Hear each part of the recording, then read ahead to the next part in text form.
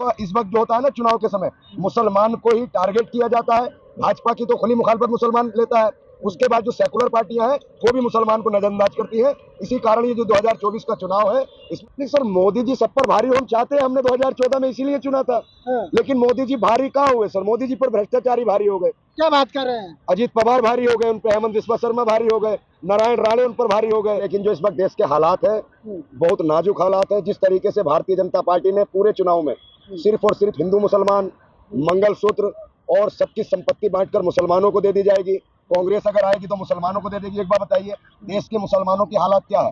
वही इनका कहने का मकसद है कि कांग्रेस ने मुसलमानों को दिया है, तो मुसलमानों को इस राजनीति में कुछ नहीं मिला, मुसलमानों का सिर्फ शोषण हो रहा है। और ये 2024 का चुनाव सिर्फ और सिर्फ हिंदू मुसलमान के मुद्दे पर लड़ा जा रहा है। और मुसलमानों का जिस तरीके से राजनीति में मुसलमानों का इस वक्त जो होता है ना चुनाव के समय, मुसलमान को ही टारगेट किया जाता है। भाजपा की तो खुली मुखालफत मुसलमान लेता है, उसके बाद जो सेकुलर पार्टियां हैं वो भी मुसलमान को नजरअंदाज करती हैं। इसी कारण ये जो 2024 का चुनाव है इसमें बदलाव होना चाहिए और ये चुनाव धर्म के आधार पर नहीं होना चाहिए। आपको क्यों लगता है कि देश का माहौल खराब हो रहा है?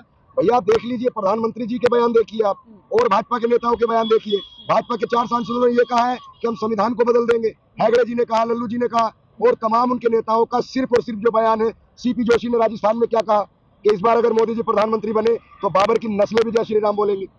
ये क्या है? कहाँ से देख रहे हैं? प्रधानमंत्री कह रहे हैं कि अगर भीमराव अम्बेडकर भी आ जाएंगे वो अभी संविधान को नहीं बदल सकते। देखिए एक बात बताइए, तो आखिर उनकी पार्टी के नेता जो उनकी पार्टी के सांसद हैं वो इस तरीके की गलत सलत बयानबाजी करते हैं और एक तरफ प्रधानमंत्री जी उस चीज पर रफू करते हैं, तो साफ साफ उन लोगों को जो भ्रष्टाचारी हैं जो गलत बयानबाजी करते हैं उनको पार्टी से निकाल दें। देखिए सर, भाजपा का एक तरीके से रहा है जो गलत बयानबाजी करता है उसको अच्छा पद मिलता है और वो सांसदीय विधायक बन जाता है। तो ये चुनाव देश की जनता को आपके चैनल के माध्यम से मैं एक संदेश देना चाहूंगा कि ये चुनाव जो होना चाहिए ये हमारे जो बेसिक मुद्दे हैं, जैसे अच्छी शिक्षा है, रोजगार है और आपका डेवलपमेंट है, देश में उन्नति है, खुशहाली है, भाईचारा है, इस चीज पर चुनाव होना चाहिए, ना कि धर्म के नाम पर चुनाव होना चाहिए। मोदी तो इसी बात पर कर रहे हैं ना, शिक्षा पर कर रहे हैं। तो इसी बात को कहते हैं कि सबका साथ, सबका विकास। इस ताकतवर कौन बना? मोदी बना। देश को कौन जानता है? विदेश में कौन जानता है? मोदी की वजह से जानता है। अन्य आपसे पहले किसी ने बताया हो? जय हिंद, जय भारत, मोदी जिंदाबाद। तो सुनिए, क्या लग रहा है? ये तो कह रहे हैं कि मोदी की वजह से भारत की पहचान बनी है। ये 60 रुपए का पौवा लगाकर आए थे और उन्होंने कह दिया कि भारत को जानने लगे। इन्हें शायद ये पता नहीं है क्योंकि ये भाजपा के अंधभक्त है, ये देशभक्त नहीं है, भाजपा के भक्त है। ये बताइए, मतलब जो भाजपा के साथ है वो अंधभक्त नहीं, हम उस चीज को नहीं कह रहे। इन्होंने क्या कहा, इनका आप सवाल देखिए, मेंटेलिटी देखिए। इन्होंने कहा कि 2014 के बाद देश को जानने लगे। क्या भारत को लोग नहीं जानते थे? तो देखिए मेंटेलिटी देखिए सर, सवाल यही है कि आखिरकार इन लोगों का ये मानना है कि जो भी कुछ हुआ है 2014 के बाद हुआ है।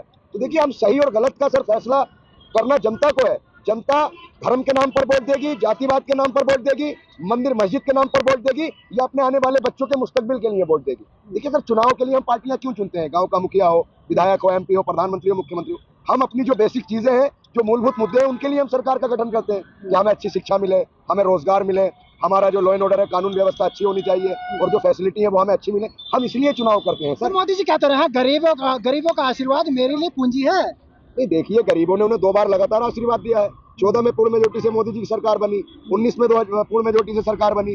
लेकिन सर जिस तरीके से जो वादे किए थे उन पर भाजपा 10% भी खरी नहीं उतर पाई। एक नारा 2014 में चला था कि अब की बार महंगाई पे मार, अब की बार मोदी सरकार, अब की बार भ्रष्टाचार पे मार, अब की बार मोदी सरकार। तो सिर्फ और सिर्फ सर जुमले मिले हैं और जनता को जो 10 सालों में जो उम्मीदें थी प्रधानमंत्री श्री मोदी जी से, उन उम्मीदों पर खरे नहीं उतरे, इसलिए जनता बदलाव चाहती है। तो कौन जीतेगा फिर? अरे सर, हम कह रहे कोई भी जीत जाए, आप प्रधानमंत्री बन जाए, ये बन जाए, मैं बन जाऊं, लेकिन सवाल ये है कि तानाशाही को देश की जनता इस बार खत्म करना चाहती है। राहुल गांधी वायनाड छोड़ के भागे, अमेठी छोड़ के भाग गए। देखिए राहुल जी ने एक नारा दिया था, डरो मत। अगर वो वायनाड से लड़ रहे हैं उसके बाद अमेठी छोड़कर भागे तो वो उनका पर्सनल विषय है सर। हम किसी की हार मान गए ना बीजेपी के सामने। नहीं, वो मैंने क्या कहा सर, उनका पर्सनल विषय है। जिन्होंने वहां से टिकट दिया है अमेठी से, आप नहीं मानते राहुल गांधी डर के मोदी जी से? नहीं सर, देखिए मैं मानने, पूरी देश की जनता अगर मानेगी, मेरे ना मानने से कुछ नहीं होता। लेकिन राहुल गांधी जी ने जो अमेठी से जब टिकट दिया है वो 40 सालों से जनता के बीच में है शर्मा जी। अगर उन्होंने दिया जो रायबरेली की सीट थी उस पर बराबर में उन्होंने नॉमिनेशन किया, लेकिन वो उनका व्यक्तिगत और पर्सनल मामला है। आखिर उनकी जो पार्टी ने फैसला किया वो सम्मान्य होता। मोदी जी ने जो कहा था अकेला मोदी सब पे भारी, तो वो साबित हो गया। नहीं सर, मोदी जी सब पर भारी हम चाहते हैं, हमने 2014 में इसीलिए चुना था। लेकिन मोदी जी भारी कहाँ हुए सर? मोदी जी पर भ्रष्टाचारी भारी हो गए। क्या बात कर रहे हैं? अजीत पवार भारी हो गए, उन पर हेमंत बिस्वा शर्मा भारी हो गए, नारायण राणे उन पर भारी हो गए, तमाम जो भ्रष्टाचार के आरोप में लिप्त थे वो लोग उन पर भारी हो गए। मोदी जी एक बात कहते थे कि मैं देश नहीं मिटने दूंगा, मैं देश नहीं लुटने दूंगा, सौगंध मुझे इस मिट्टी की, मैं देश नहीं झुकने दूंगा। लोग लूट के चले गए ना सर। मेहुल चोकसी आए, कितना पैसा ले गए, विजय माल्या लेकर चले गए, अडानी अंबानी के यहाँ किस तरीके से। और जनता को जो मिला है सर 5-10 साल में महज 5 किलो राशन मिला है। ये सोचने का विषय है कि 80 करोड़ जनता महज 5 किलो राशन पर डिपेंड है, उसी को लोग अगर विकास समझ रहे हैं तो मेरे हिसाब से वो विकास नहीं है सर। तो आपको लगता होगा, लेकिन मोदी जी सुपड़ा साफ कर रहे हैं, कितने भी आप जोर में सर मोदी जी सुपड़ा साफ कर रहे हैं, मैंने क्या कहा सर, मैं किसी पार्टी का प्रवक्ता तो हूं नहीं, ना मैं किसी पार्टी का कार्य करता हूँ, लेकिन मेरा ये मानना है एक नागरिक के हिसाब से कि देश में जब अहंकारी सत्ता आ जाए, जब सत्ता के लोग लोगों का दमन करने लगे, जहां लोकतंत्र में अपनी बात कहने पर विपक्ष के लोगों को जेल में डाल दिया जाए, अगर मैं या आप कोई भी खिलाफ खड़ा है उसके खिलाफ फर्जी मुकदमा लगा दिया जाए और उनको डराकर धमकाकर डर की राजनीति हो, तो इस बार तानाशाही का जब उदय होता है तो तानाशाही को खत्म कर देना चाहिए। और देश में ये देश में अपने चैनल के माध्यम से कहूंगा, ये देश तानाशाही से नहीं चलेगा, ये भीमराव अंबेडकर साहब के संविधान से चलेगा। आपको भी लगता है मोदी जी तानाशाही कर रहे हैं? बिल्कुल कर रहे हैं यार। इसमें कैसा लगता है आपको? कैसे तानाशाही लग रही है आपको? कहाँ नहीं कर रही बताइए आप। कहाँ कर रहे हैं? जनता के साथ है, गरीबों के साथ है? गरीबों के साथ है। बर्बादी, सही बात बोले, गरीबों के साथ है मोदी जी, बर्बाद करने में, खत्म करने में। बर्बाद नहीं कर रहे हैं, मालदार कर रहे हैं। गरीबी को हम खत्म करेंगे, तो गरीबी को नहीं, अब लोगों को समझने में भूल हो गया कि गरीबों को खत्म करेंगे। कहाँ कर रहे हैं? राशन दे रहे हैं यार, भीख दे रहे हैं, ये भीख दे रहे हैं, टॉयलेट बना रहे हैं। टॉयलेट कहाँ टॉयलेट यहाँ पे बताओ कहीं पे? ठीक है, ये सीए से मिल के, सीए इनकम टैक्स का वो है, जैसा तुम रिकॉर्ड दिखाओगे वो वैसे रिटर्न भरेगा, वो तो अपनी सीए तो अपना पिकअप कर रहा है। ठीक है, आगे सरकार को क्या पता लग रहा है टैक्स तू खा रहा है या पब्लिक वर्कर को दे रहा है? टैक्स तो वो खा रहा है। मैं भी गाड़ी चलाता हूँ, 8 गाड़ी है, ठीक है, और मेंटेनेंस दिखाता है, ड्राइवर एक है। आप ये कह रहे हैं मोदी राज में करप्शन है, भ्रष्टाचार है? नहीं, मैं उसको नहीं कह रहा, मोदी जी को ये कह रहा हूँ, मोदी जी इस चीज को खत्म करो, जभी ये संसार फिर चलेगा। कब महंगाई लगती है आपको? नहीं, नहीं महंगाई इन लोगों ने करी है, बड़े लोगों ने। अच्छा, गरीब आदमी क्या करेगा? इसका जिम्मेदार कौन है? कौन है? महंगाई का जिम्मेदार कौन है? बड़े लोग हैं। कौन बड़े? आधा, अरे जो मालिक लोग करोड़ों में जो खेल रहे हैं, हाँ। वो है। अच्छा, मोदी जी के काम जिम्मेदारी क्या है फिर?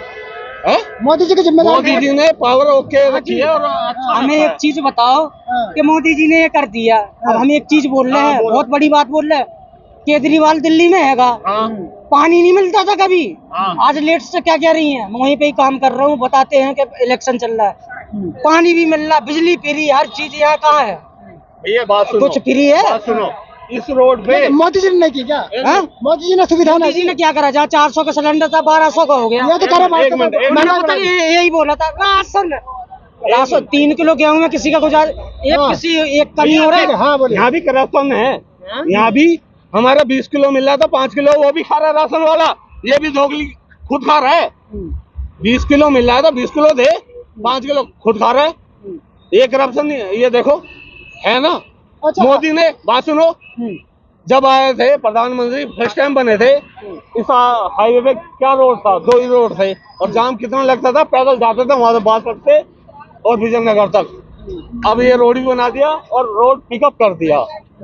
मोदी ने पावर भी एक्टिव करी है, और देश में भी विदेश में भी पावर एक्टिव ऐसी कर दी, कोई हिला नहीं सकता। समझ गए? हर चीज करी है पर पब्लिक क्यों रो रही है? क्यों पब्लिक रोएगी? जैसे मैं सोचना चाहिए ना। बात सुन भाई, मैं भी वर्कर हूँ, मैं भी वर्कर ही हूँ। बात सुन, जैसा मैंने बोला अभी उसपे जो सीए लगा देते, ये टैक्स लेते, अगर भ्रष्टाचार हो रहा है तो जिम्मेदार सरकार नहीं होनी चाहिए? सरकार, करप्शन अगर हो रहा है तो सरकार जिम्मेदार है ना। पहले कितना भ्रष्टाचार था बता दो जरा, है? मेरी बात सुनो, पहले कितना था? कहने का मतलब ये है